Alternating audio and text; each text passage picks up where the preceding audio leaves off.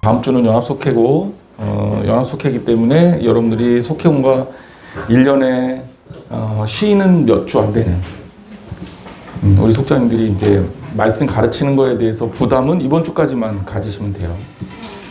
너무 좋아하시면 제가 상처받으니까 속으로만 좋아하시고. 자, 마지막 우리 마무리 해야죠. 속회 재발견 마지막 파트 오늘 마무리를 하겠습니다. 우리가 7번까지 하고 8번 안 했는데 8번부터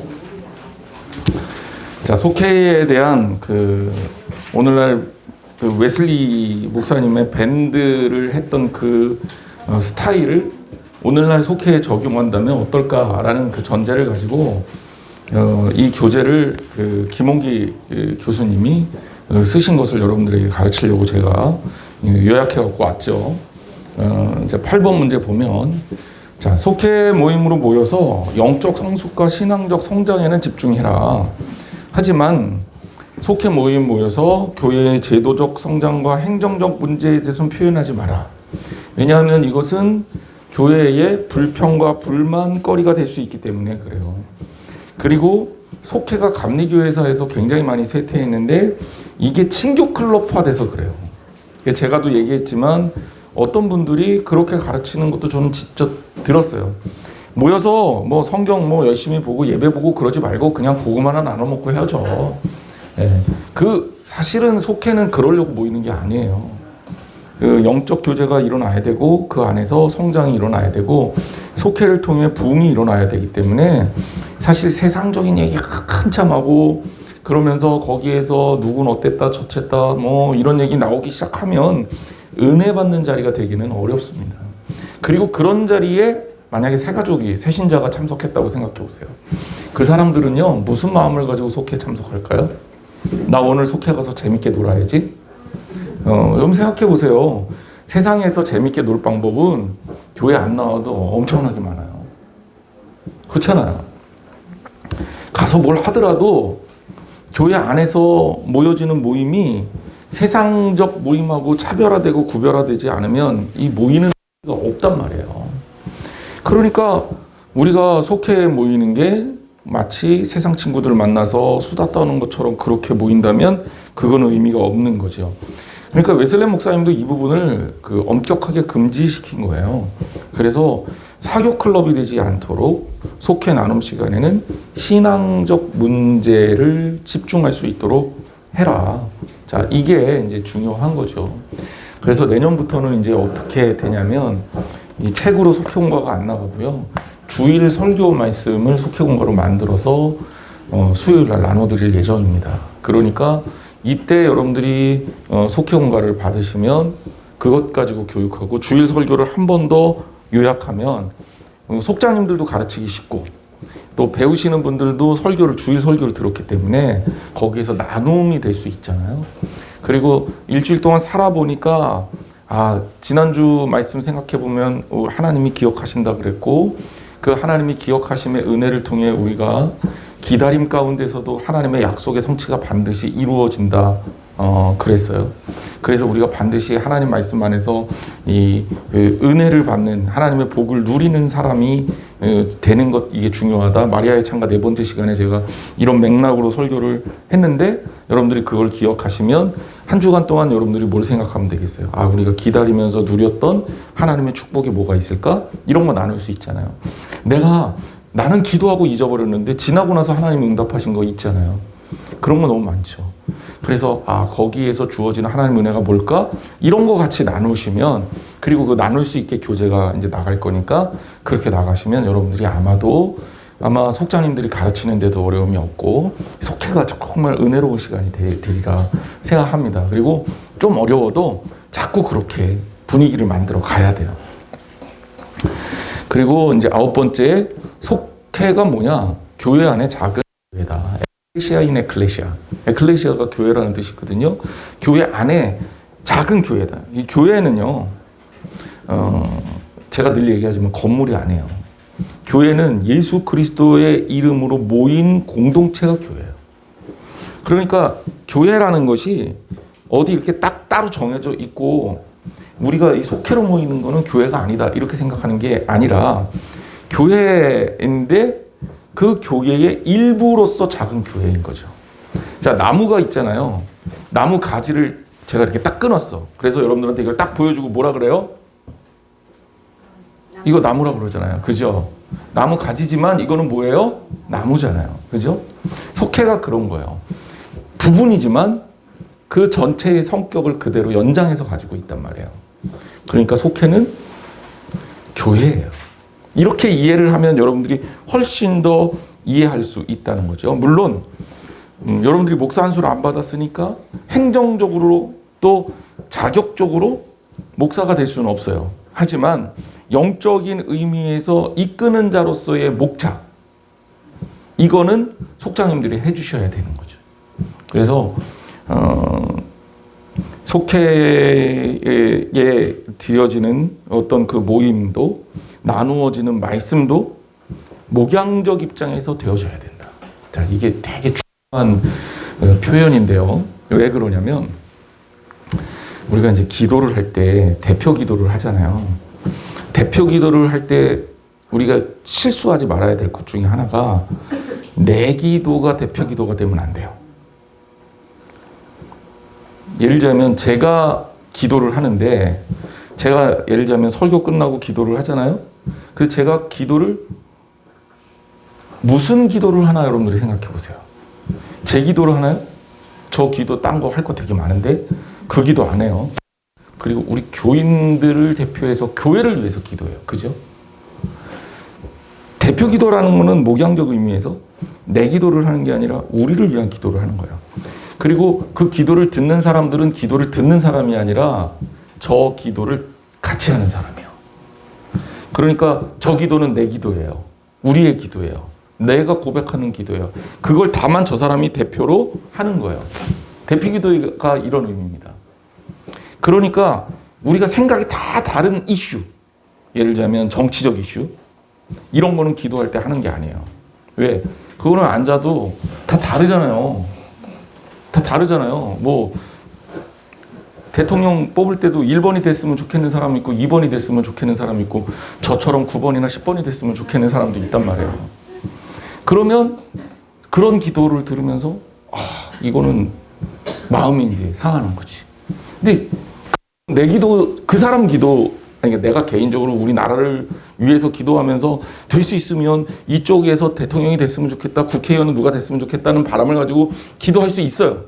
내 기도, 그건 내 기도. 무슨 알죠? 그게 하지 말란 얘기가 아니라 그렇게 기도할 수 있어요. 하지만 우리 기도에는 아닌 것이. 그러니까 그렇게 하는 기도는 대표 기도에서는 좋은 기도가 아니다. 우리 속회에서도 우리 속장님들이 기도할 때 우리 속장님들이 할 수 있는 내용으로 기도해야 돼요. 그게 되게 중요한 거예요. 물론 그게 성경적이어야죠. 우리 다 공감할 수 있는 내용, 오늘 예배 안 드리고 놀러 갑시다. 이게 다 공감된다고 하나님 우리 속회 대충 드릴게요. 이런 기도 하는 얘기가 아니라요. 우리가 함께 할 수 있는 목양적 기도를 할 수 있어야 되고 목양적 이끌음을 만들어낼 수 있어야 된다. 속회에서. 되게 중요하죠. 자, 10번은 뭐 그다지 의미 있는 진술은 아니라 넘어갑니다. 11번. 이게 이제 조금 삶과의 연관성을 좀 가졌으면 좋겠다라는 생각인 것 같아요. 저는 그렇게 이해를 했는데, 그러니까 우리가 속회에서 모이는 걸로 끝나는 게 아니라 속회에서 모여서 어떤 의미를 만들어가는 모임이 되면 좋겠다. 저도 좀 그랬으면 좋겠는데, 예를 들자면 제가 속회별로 좀 나름대로 여러분들이 목표를 좀 정했으면 좋겠고, 그 목표가 좀 선한 목표였으면 좋겠다. 선교적 목표일 수도 있어요.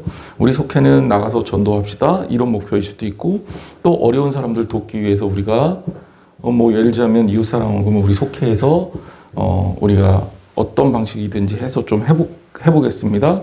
혹은 우리가 어떻게 하나님 말씀에 따라 살 것인지 성경 필사를 공동합시다. 혹은 성경을 같이 읽읍시다. 뭐 이런 것들 속회를 통해서 속장님들이 할 수 있는 것들이잖아요. 그렇죠? 이거는 나쁜 거 아니고 좋은 거예요. 그래서 오히려 엄격한 규정을 만들어서 웨슬리 목사님은 진짜 엄격했거든요. 진짜 엄격해서 조금 어긋나면 웨슬리 목사님 좀 다 쳐냈어요. 그러니까 교회에서 진짜 정도가 심하면 경고 2번, 3번 가면 그 다음에 출교. 감리교에서 출교시키고 이렇게 했다고요. 네. 저는 그렇게 못해요. 심장이 약해갖고. 근데 우리가 나름대로 이 룰들을 좀 지켜가면서 아름다운 교제 문화를 만들어 가야 돼요. 세상적인 교제와 크리스찬의 교제가 다르다라는 거죠. 여기 보면 뭐 그런 거죠. 모임을 정시에 시작해서 매주 금요일에 한 끼 혹은 2끼를 금식한다. 되게 어렵네요. 근데 이제 이런 것들을 한다든지 그 금식한 거 가지고 북한 동포를 돕기 위해서 매주 헌금을 하는데 $2씩 헌금한다. 2,000원씩, 1,000원씩 아무것도 아닌 것 같아도 이런 것들이 우리가 모여지는 것이 의미가 있는 거예요. 팔복을 매일 암송하면서 실천한다. 그리고 매일 10분간 예수님의 생애를 생각하면서 명상 기도를 드린다. 성경 한 장씩 읽고 10분간 자기 생활을 영적으로 점검하는 일기를 쓴다. 뭐 이런 것들. 이게 다라는 얘기가 아니라 속자님들이 생각할 때 우리 속회에서 할 수 있는 것들을 위주로 해서 한번 해보라는 거죠. 그렇다고 왜 이거 못했어? 당신 가짜야. 이것도 못하면서 무슨 속어냐 이러고 괴롭히지 말고요. 늘 얘기하지만 이게 괴롭히는 수단이 되면 안 돼. 그래서 우리가 함께 기쁨으로 참여하는 그런 거죠.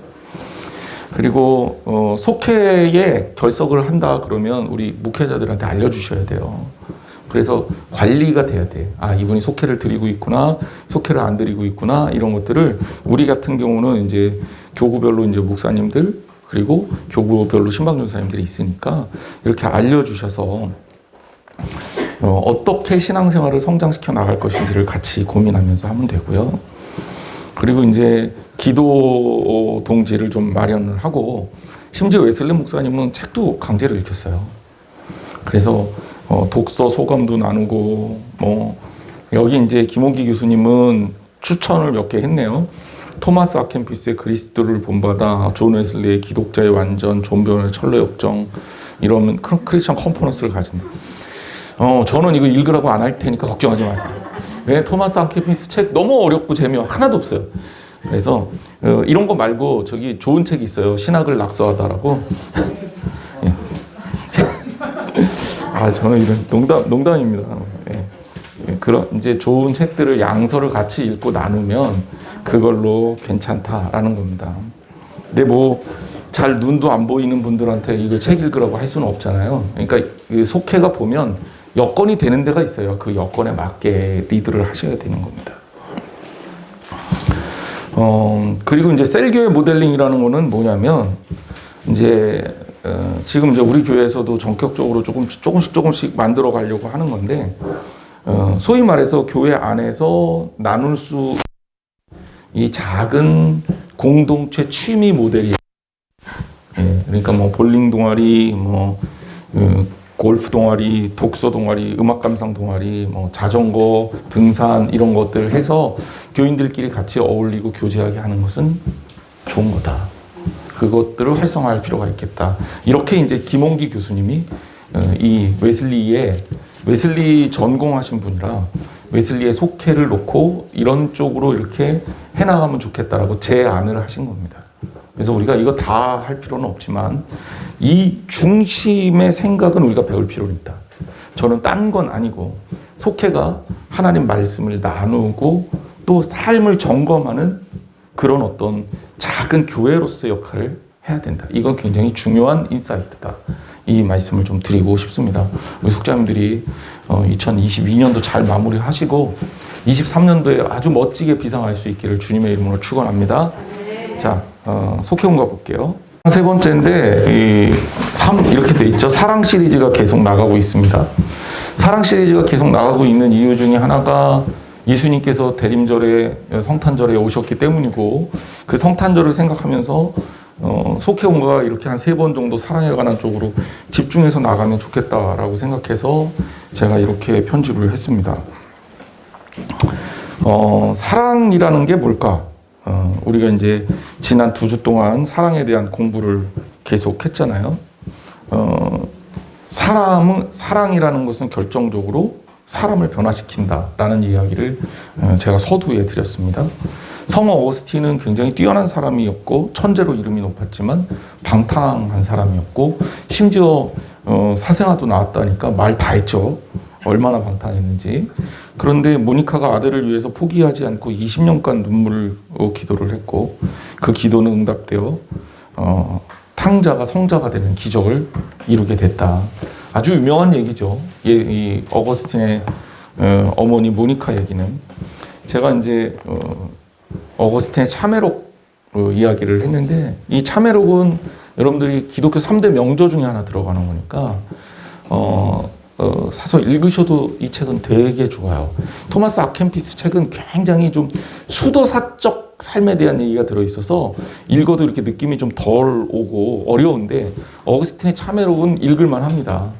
그리고 졸릴 때 읽으면 아주 잠도 잘 오고 좋아요. 예. 불면증에 시달리시는 분들 이상한 불면증 때문에 잠 못 자고 그러지 마시고 이렇게 제가 추천한 책을 잠이 잘 올 거예요. 근데 어쨌든 참회록이 내용이 뭐냐? 어머니 사랑을 통해서 사랑을 깨달은 거예요. 그래서 우리 인간 세상에도 마찬가지지만 유일하게 사람을 변화시킬 수 있는 에너지 방법은 사랑이에요. 사실 훈계 가지고 사람을 바꿀 수 있다? 그렇지 않아요. 훈계에도 사랑 없는 훈계는 사람을 못 바꿉니다. 사랑은 사람을 변화시키죠. 예수님께서 왜 우리 이 땅에 오셨나? 한마디로 우리를 변화시키기 위해서 예수님께서 사랑을 통해 우리를 살리시기를 원하셨기 때문에 그렇습니다. 그래서 어머니의 사랑을 몰랐던 어거스틴이 결국 타락할 수밖에 없었듯이 오늘 우리도 하나님의 사랑을 모르면 망가질 수밖에 없고 반대로 하나님의 사랑을 깨달으면 돌이키고 새로운 사람이 될 수 있다고 할 수 있는 겁니다. 자, 그러면 우리가 이제 그 이후에 제가 사랑의 삼각형 이론은 지난번에 설명했으니까 넘어갈게요. 사랑의 삼각형 이론에 따르면 이렇게 해갖고 제가 설명을 했고요. 그거는 좀 읽어보시면 도움이 될 것 같고. 자, 본문으로 갑니다. 자, 본문이 요한복음 21장 15절에서 22절인데 베드로가 예수님이 죽으신 후에 제자들 이끌고 어디로 가냐? 나 고기나 잡으러 가련다. 나 물고기 잡으러 가겠다. 완전히 컴백을 선언한 거죠. 나 어부로 컴백할 거야. 예수님을 따르고 사람을 낚는 어부가 되겠다고 주님을 따랐다가 제자들이 특히 이제 베드로가 나는 물고기나 잡으러 갈란다. 그러고 이제 돌이키니까 제자들이 베드로를 따라서 물고기 잡으러 갑니다. 그런데 예수님이 제자 12명이잖아요. 그쵸? 그거 모르지는 않죠. 12명 중에 한 명 유다는 배신했으니까 아예 그리고 죽었으니까 여기는 없고요. 11명 중에 성경에 의하면 베드로를 따라서 물고기 잡으러 갔던 사람은 7명이야. 그러니까 이제 나머지 4명은 어디로 갔을까? 왜 그럴까요? 첫 번째 여러 가지 이유가 있겠지만 베드로의 리더십이 문제일 수도 있어요. 쉽게 생각하면. 두 번째는 어부나 물고기 잡으러 같이 가지. 그죠? 마태는 세리였고, 그죠? 이런 사람들은 자기 가야죠. 예. 저보고 물고기 잡으러 가자 그러면 난 물고기 못 잡아. 그러고 딴 데로 가죠. 근데 이제 이게 하나의 대표성을 지니는 거예요. 예수님의 제자들이 자신의 삶으로 그게 다 복귀했구나. 자, 그런데 예수님께서 이 물고기 잡으러 갔던 제자들에게 나타나셨어요. 나도 물고기 잡으러 가겠다 그러니까 또 따라가는 제자들의 동의를 보면서 참 한심하다라는 생각을 안 할 수가 없어요. 3년을 먹이고 입히고 자체 자면서 말씀을 듣고 배웠을 텐데 어쩜 이렇게 하나같이 정말 하나님의 뜻과는 반대로 갑니까? 고기를 잡는다는 것은 고기를 잡고 싶어서 개인적 욕망 때문에 고기를 잡으러 간 게 아니라 어쩌면 할 게 없어서 그냥 하는 거예요. 허망했겠죠. 그러니 밤새 고생을 해도 아무것도 못 잡은 겁니다. 저는 성경에서 나오는 이 빈 그물이 우리의 인생의 수고를 그대로 보여준다고 생각합니다. 예수님이 오셔서 제자들을 만나죠. 그리고 제자들을 부르십니다. 그리고 이 자리에서 베드로를 불러서 예수님이 대화를 하셔요. 얼마 전에도 제가 한번 말씀드린 것 같은데 예수님께서 내가 나를 사랑하느냐라고 물으셨단 말이에요. 이 물으시는 질문이 기가 막혀요. 요한의 아들 시몬아, 너는 이 사람들보다 나를 더 사랑하느냐? 예수님이 아가파스메 이렇게 물으셨다 그랬죠. 사랑이라는 것은 아가페, 필리아, 그리고 스로케, 에로스 이런 것들로 나뉘어 있다고 배우셨죠? 네. 예. 그 중에서도 하나님의 사랑을 말할 때는 아가페를 말하는 거고, 친구들끼리 우정 이런 거 얘기할 때는 필리아를 말하는 거예요. 근데 예수님이 아가파스메 이렇게 묻는 거는 내가 나를 사랑하는데 정말 내가 하나님의 사랑으로 사랑하느냐 이렇게 물으신 거거든요. 베드로가 이 대답을 제대로 못해요. 그리고 필로세 이렇게 대답합니다. 내가 하나님 사랑하고 예수님 사랑하는데 내가 주님 따르는 의리로 사랑합니다. 이렇게 대답한 거야. 예수님이 3번을 물으시는데 마지막에 예수님이 아가파스메라고 묻지 않고 필레이스메 이렇게 물으셔요. 예수님이 베드로를 끌어올리기보다는 예수님이 낮아진 거예요. 저는 이 본문을 보면서 우리 성경에는 나오지 않지만 원어 성경에 나오는 이 대화를 보면서 많은 생각을 했어요. 사랑이라는 게 뭘까? 상대방의 수준으로 낮아지는 게 사랑이다. 나는 고상하고 높고 멋있고 제대로 됐으니까 나한테 맞춰. 이게 사랑이 아니라 진짜 사랑은 낮아지는 거잖아요. 아이를 사랑하면 아이를 보기 위해서 어떻게 합니까? 기꺼이 무릎을 꿇고 기꺼이 아이하고 눈을 맞춰서 사랑을 표현하잖아요. 그게 사랑인 거예요. 예수님이 베드로의 수준을 맞춰주신 거예요. 예수님의 사랑이 그런 겁니다. 자, 그래서 다시 한번 이 부분을 우리가 묵상하면서 예수님의 사랑을 생각하고 우리의 삶의 변화를 만들기를 원합니다. 무엇이냐면 우리의 삶이 바뀌는 것은 사변적 이념을 통해서가 아니다.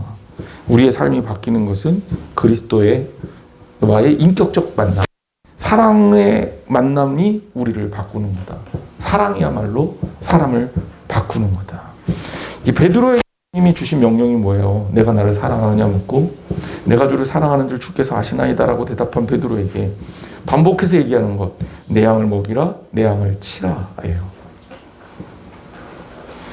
우리의 삶을 돌아보면 참 답이 안 나올 때가 많습니다. 그렇지만 정말 교회가 새로운 희망으로 잡으려면 주님 만나고 주님 사랑 느끼고 주님과 사랑하는 관계가 회복이 돼야 돼요. 이게 교회가 진짜 교회가 되는 목표입니다. 또 예수님이 베드로에게 물으신 말씀을 또 한 번 생각해 봐야 돼요. 내가 이 사람들보다 나를 더 사랑하느냐.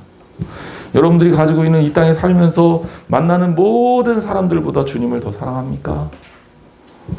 솔직히 진짜로 예수님이 3번씩이나 물으신 것처럼 네 정말요? 라고 정말 대답할 수 있겠습니까?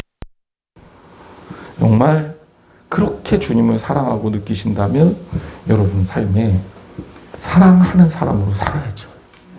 그리고 그 사람이 우리의 삶을 변화시키고 하나님이 기뻐하시는 삶으로 만들어 나가야 할 줄 믿습니다. 제가 결혼식 주례하면 불러다 놓고 주례 때 얘기하거나 가끔 이제 불러다 놓고 얘기하는 얘기 중에 하나가 그거예요.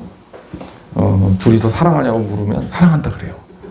그리고 앞으로도 사랑할 거냐 그러면 사랑할 거라고 얘기해요. 그래서 제가 그렇게 얘기합니다. 둘이서 정말 그렇게 사랑하는 그 마음이 변하지 않았으면 좋겠는데 틀림없이 바뀔 수도 있거든. 여러분 살아봤으니까 다 알잖아요. 저만 빼고. 자, 그때 사랑의 의심이 생기거든 주님을 보라고 얘기를 해요. 왜냐하면 주님 사랑하는 사랑으로 누군가를 사랑하는 거예요. 그래야 진짜 제대로 사랑할 수가 있어요. 내 사랑으로 저 사람을 사랑하면 내 마음이 바뀌면 사랑하기 힘들어요. 그렇잖아요. 당연하죠. 내가 정말 결혼할 때 우리 아내 정말 이런 점을 보고 너무너무 사랑했어요. 그런데 결혼하고 살다 보니 그 날씬하던 몸매는 어딜 가고 계속 키가 커요. 옆으로. 누운 키만 자꾸 커지는 거야. 그러면서 옛날에 그 꿈꿨던 아리따운 아내의 모습은 없어지고 얼굴은 점점 계란형이 되는 거죠. 계란 노른자형이 내지 계란 후라이형이 되는 거죠. 그래서 동글동글해지는 거죠. 그러면 우리 인간적 사랑으로는 우리 아내보다 더 예쁘고 아름다운 사람이 나타나면 그쪽으로 끌리겠네. 그것 때문에 사랑했으니까. 사람 사랑이 그런 거거든요. 우리 남편하고 결혼했는데 옛날에 그렇게 샤프하더니 결혼하고 나니까 나이가 먹어감에 따라 중후함, 젠틀함, 그리고 이런 건 다 없어지고 갑자기 갱년기 왔다고 울고, 그리고 참 믿음직해서 결혼했더니 나보다 더 믿음직하지 않아요. 그냥 굉장히 감정에 휘둘리고 그런 모습 보면서 야, 내가 저 남자를 믿고 여태까지 어떻게 살았냐 이런 생각이 들면, 여러분, 내가 저 사람을 사랑해서 사랑한 게 아니라 하나님이 주시는 사랑으로 그 사람을 사랑한다고 생각해야 돼요. 그래야 그 사랑이 유지되는 거예요. 교인들과도 마찬가지예요. 마음에 안 드는 사람 왜 없겠어요? 마음에 안 들지. 목사라고 다 마음에 들겠어요? 우리 목사님은 그렇게 말도 좀 예쁘게 좀 해주시면 얼마나 좋을까. 근데 나들 잘 못 알아보는 것도 같고, 본의 아니게 이렇게 오해할 수도 있고, 또 교육자들 중에 누구누구 전도사님 마음에 안 들어 그럴 수도 있고, 교인들끼리는 더더군다나 마음에 안 들어도 별로 죄책감을 안 느껴요. 요즘 교인들은. 근데 여러분, 내 마음에 들고 안 들고가 저 사람을 사랑하는데 결정적인 요인이 된다면 그거는 세상하고 똑같은 거예요. 우리는 하나님 사랑 안에서 사랑하는 거잖아요. 그렇죠? 주님 주신 사랑 안에서 사랑하는 거잖아요. 전제가 다르다고요. 이 전제를 빼먹지 마세요. 그래야 진짜 사랑을 할 수가 있어요. 그리고 다시 말하지만 사랑은 내 수준으로 다른 사람을 끌어올리는 게 아니라 내가 낮아지는 거예요. 내가 사랑하는 사람한테 맞추는 거예요. 우리 그렇게 사랑하면서 올해 잘 마무리하고 내년에도 또 아름답고 예쁘게 속해 한번 해봅시다. 여태까지 못했다 그래도 괜찮아요. 앞으로 잘하면 돼. 기회는 또 있어요. 하나님께서 우리에게 너무 사랑하셔서 기회를 또 주셨으니까 우리 속장님도 힘내고 우리 부속장님도 힘내서 주님 기쁘시게 하는 우리 속장님 부속장님 되기를 주님의 이름으로 축원합니다. 기도하겠습니다. 주님 감사합니다. 오늘 이 자리에 하나님의 역사와 능력을 신뢰하며 하나님께서 기뻐하시는 아름다운 삶을 만들어가기 원합니다. 우리 속장님들 2022년도 정말 애썼습니다. 하나님 기억하시리라 생각합니다. 때로는 속을 뒤집어 놨던 성도도 있고 때로는 속장의 마음을 알아주지 못해서 눈물을 흘렸던 적도 있습니다. 때로는 속장으로서 나태하고 게으름에 빠졌던 적도 있습니다. 주님 용서해 주시고 이제 올해 잘 마무리하고 새롭게 세워지는 2023년도에 하나님이 기뻐하시는 아름다운 속회 마무리할 수 있도록 이끌어갈 수 있도록 주님 역사해 주시고 목양적 마음에서 속회를 이끌어갈 수 있도록 다시 한번 우리의 마음을 붙들어 주옵소서. 무엇보다 완전한 사랑으로 다시 한번 예수님의 사랑을 이해하며 그 예수님의 사랑으로 인해 우리의 삶이 변화되고 바뀐다는 것을 배웠사오니 우리도 주님 사랑 가운데 더욱 뜨겁게 사랑하며 주님의 사랑을 전하게 하여 주옵소서. 예수님의 이름으로 기도했습니다. 아멘. 자, 수고하셨습니다.